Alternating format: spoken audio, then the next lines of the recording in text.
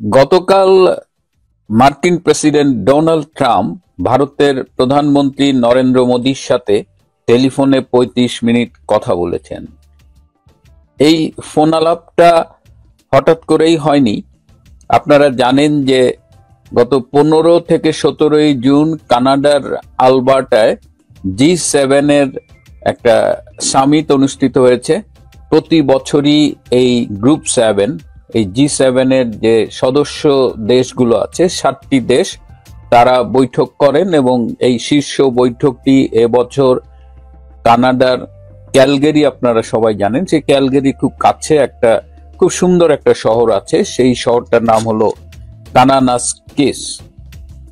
So সেইখানে এবারের এই G7 এর মিটিংটা হয়েছে। এখানে 7টি দেশের বাইরেও ইউরোপিয়ান ইউনিয়ন অতিথি হিসেবে অংশগ্রহণ করে। এছাড়া প্রতি বছরই এখানে বিভিন্ন দেশকে আমন্ত্রণ করা হয়। যেমন ইন্ডিয়া যখন G7 এর মিটিং হয়েছিল, সেখানে বাংলাদেশের প্রধানমন্ত্রী হিসেবে শেখ হাসিনা জয়েন করেছিলেন। তো এবছর G7 এর মিটিং এ আমাদের অস্ট্রেলিয়া ছিল, ভারত ছিল, ব্রাজিল ছিল, আরো কয়েকটা দেশ ছিল, ইউক্রেনও ছিল। তো কথা ছিল যে এই G7 মিটিং এর সময় ট্রাম্পের সাথে মোদির একটা সাইডলাইন মিটিং হবে। সেই মিটিংটি হয়নি, কারণ আপনারা জানেন যে ইরান এবং ইসরায়েলের যুদ্ধের প্রেক্ষিতে এবং সেখানে বেশ কিছু জরুরি অবস্থা তৈরি হয়।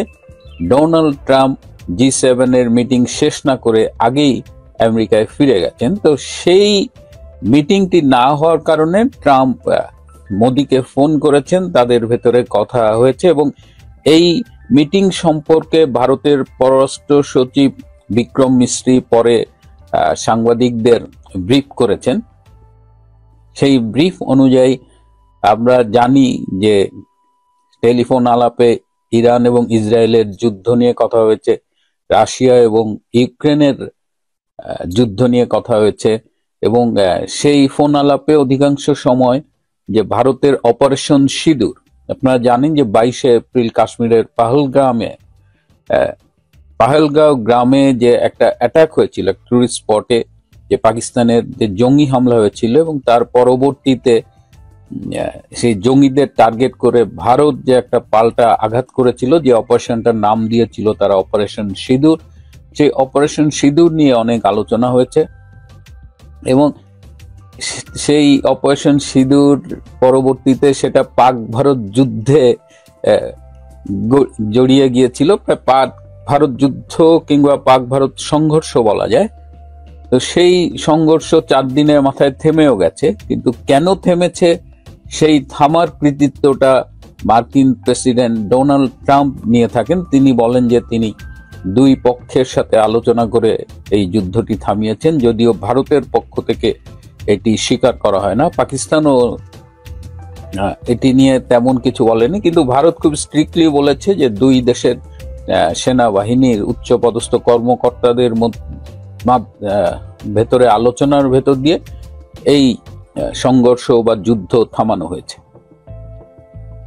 মোদির পক্ষ থেকে এই কথা যখন বলা হয়েছে, তার পরের দিনই দেখলাম যে ট্রাম্প আবার বলেছে না, সেই মেডিয়েট করেছে পাক ভারত যুদ্ধ থামানোর জন্য। খুব ইন্টারেস্টিং হলো যে মোদির সাথে ট্রাম্পের আলোচনায় বাংলাদেশ বিষয়েও আলোচনা হয়েছে। বাংলাদেশ বিষয়ে কি আলোচনা হয়েছে সেটি আমি বলছি, তার আগে একটু মজার খবর বলি যে ট্রাম্প যখন মোদির সাথে কথা বলেছেন তার পরপরই আমরা দেখলাম যে পাকিস্তানের আর্মি চিফ হোয়াইট হাউসে ডোনাল্ড ট্রাম্পের সাথে লাঞ্চ করছে। যদিও 2-3 দিন আগে হোয়াইট হাউসের পক্ষ থেকে বলা হয়েছিল যে পাকিস্তানের আর্মি চিফ যাবেন না সেখানে, পরে আবার সাথে সাথেই মানে 1-2 দিনের মধ্যে আবার জানানো হয়েছে যে আর্মি চিফ হোয়াইট হাউসে ডোনাল্ড ট্রাম্পের সাথে লাঞ্চ করবেন, লাঞ্চ মিটিং হবে। তো হঠাৎ কেন মানে একদিকে মোদির সাথে ফোন আলাপ, আর একদিকে পাকিস্তানের আর্মি চিফকে ইনভাইট করে হোয়াইট হাউসে নিয়ে যাওয়া, এটা কি ইন্ডিয়া পাকিস্তানের কোনো সম্পর্কের কারণে? এখানে একটু ডিফারেন্স আছে। আপনারা জানেন যে ইরান আর পাকিস্তান দুটোই মুসলিম দেশ এবং পাকিস্তানের পারমাণবিক শক্তিধর একটা দেশ পাকিস্তান। ইসরায়েলকেও বলা হয় যে তারা আগামী 2-3 বছরের মধ্যেই পারমাণবিক শক্তিধর দেশ হয়ে উঠতে পারে। তো আবার পাকিস্তানের সাথে ইরানের একটা সীমান্ত আছে। ট্রাম্প পাকিস্তানের আর্মি চিফকে হোয়াইট হাউসে ডেকে নিয়ে আসলে ইরানকে দেখিয়ে দিল যে দেখ, তোদের ভ্রাতৃপ্রতিম একটা দেশ, তোদের একটা মুসলমান দেশ, যারা এই ইরানকে আক্রমণ করলে, ইসরায়েল যখন আক্রমণ করে, তারা কিন্তু একটা বিবৃতি পর্যন্ত দিয়ে দিয়েছিল। তাদের প্রধানমন্ত্রী শাহবাজ শরীফ কন্ডেম করেছিল। তো সেই পাকিস্তান ইরানের পক্ষে কিন্তু আলটিমেটলি থাকতে পারেনি। দেখা গেল যে পাকিস্তান ইরানের সাথে সীমান্ত বন্ধ করে দিয়েছে, যাতে ইরান থেকে এই যুদ্ধের সময় ইরানিয়ানরা পালিয়ে না আসতে পারে বা শরণার্থী হিসেবে পাকিস্তানে না আসতে পারে। আরেকটা ইন্টারেস্টিং ঘটনা, যে পাক ভারত যে যুদ্ধের কথা বলছিলাম, ভারতের অস্ত্রের আঘাতে পাকিস্তানের যে পারমাণবিক বোমাগুলোর যে মেইন অংশটা, সেটা যেখানে প্রিজার্ভ করা থাকে সেইখানে হিট করেছিল, তার বাইরের দরজায় হিট করেছিল এবং সেখানে কিছুটা লিকও হয়েছিল, যে কারণে আমেরিকা এখানে ইন্টারফেয়ার করেছে বলে শোনা যায়। এবং এখন পাকিস্তানের যে পারমাণবিক বোমা আছে, সেখানে যে লিক আছে, টোটালটা এখন আমেরিকান আর্মির কেয়ারপে আছে। পাকিস্তানের পারমাণবিক বোমা এখন আর পাকিস্তানের নিয়ন্ত্রণে নেই। সেটা এই পাক ভারতের এই সংক্ষিপ্ত যুদ্ধের পরে যে আমেরিকানরা এসে সেটা কন্ট্রোল করছে। এবং আমেরিকা এখন মানে আপনার একটু আগে আমি একটা নেতানিয়াহুর, ইসরায়েলের প্রধানমন্ত্রীর একটা ইন্টারভিউ শুনছিলাম। তো সেখানে তিনি বলছেন যে এই যে ইরানকে অ্যাটাক করা হয়েছে এবং এরপরে তিনি এই যে পারমাণবিক শক্তিধর পাকিস্তানকে অ্যাটাক করার কথা বলছেন, কারণ এই দেশগুলোর বিরুদ্ধে অভিযোগ হলো এরা ইসলামী উগ্রপন্থাকে পৃষ্ঠপোষকতা দান করে, এরা ইসলামী জঙ্গিবাদকে গ্লোবালি প্যাট্রোনাইজ করে। সো সেই দিক দিয়ে পাকিস্তান কিন্তু ইসরায়েলের থ্রেটের মধ্যে আছে। এবং ঠিক সেই সময় ট্রাম্প খুব শেয়ানা একটা খেলা খেলে দিল।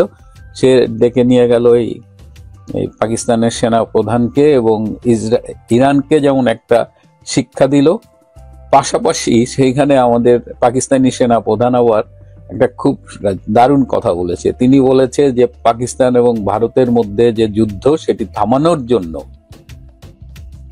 ডোনাল্ড ট্রাম্পকে নোবেল পুরস্কার দেওয়া উচিত। তিনি ডোনাল্ড ট্রাম্পের জন্য নোবেলের পুরস্কারের জন্য সুপারিশ করছেন। তো এর কাছে খুবই ইন্টারেস্টিং মনে হচ্ছে যে মানে পাকিস্তানের চরিত্রটা দেখেন আপনারা। একদিকে মুসলিম ভাই ইরানের পক্ষে এক ধমক খেয়ে, আবার তাদের পারমাণবিক বোমার উপরে তাদের নিজেদের দখল নাই, সব মিলায় এখন তারা পাকিস্তান হয়ে ইরানকে ভুলে যায়, এখন ডোনাল্ড ট্রাম্পের সাথে লাঞ্চ করতেছে। এই হলো পাকিস্তান। এবং পাকিস্তান এমন একটা দেশ যে পৃথিবীর আর কোন দেশের হাতে এত মুসলিম খুন হয়নি। পাকিস্তান হলো হাইয়েস্ট নাম্বার অফ মুসলিমকে হত্যা করেছে। এইরকম একটা মুসলমান দেশ। এবং ইরানের সময়, ইরানের বিপদে কিভাবে দেখেন একদিনের মধ্যে পল্টি খেয়ে গেল। যা হোক, এই 35 মিনিটের ফোন আলাপ যেটা বলছিলাম ট্রাম্প এবং মোদির, সেই ফোন আলাপে বাংলাদেশ বিষয়ে কথা হয়েছে এবং বাংলাদেশের ব্যাপারে দুজনেই একটা বিষয়ে ঐকমত্য হয়েছে যে বাংলাদেশে একটি ফ্রি, ফেয়ার এবং ইনক্লুসিভ নির্বাচন হতে হবে। বাংলাদেশে একটা সুষ্ঠু নির্বাচন চাই এবং অন্তর্ভুক্তিমূলক নির্বাচন চাই।